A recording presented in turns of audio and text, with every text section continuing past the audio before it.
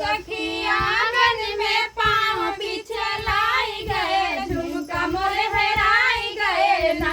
सखी आंगन में पाँव पिछलाई गए, झुमका मोर हेराई गए ना।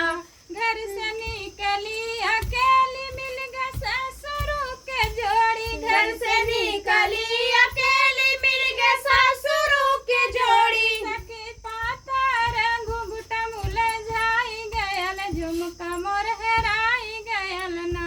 सखी पातर घुघुटा मुलझाई गयल, झुमका मोर हेराई गयल ना।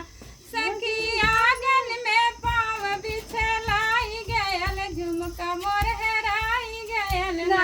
सखी आंगन में पाँव बिछलाई गए, झुमका मोर हेराई गयल ना। घर से निकली अकेली मिल गए जेठाऊ के जोड़ी, घर से निकली अकेली मिल गए जेठाऊ की जोड़ी। सखी गोरी बदनिया मुलझाई गयल, झुमका मोर हेराई गयल ना। सखी गोरी बदनिया मुलझाई गयल, झुमका मोर हेराई गयल ना। सखी गोरी बदनिया मुलझाई गयल, झुमका मोर हेराई गयल ना। सखी गोरी बदनिया मुलझाई गयल, झुमका मोर हेराई गयल ना। सखी आंगन में पाँव बिछलाई गयल, झुमका मोर हेराई गयल ना।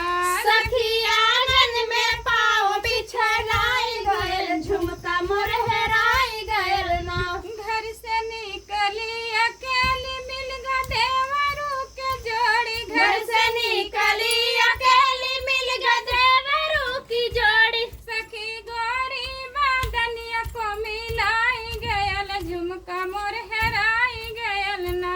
सखी गोरी बदनिया को मिलाई गयल, झुमका मोर हेराई गयल ना।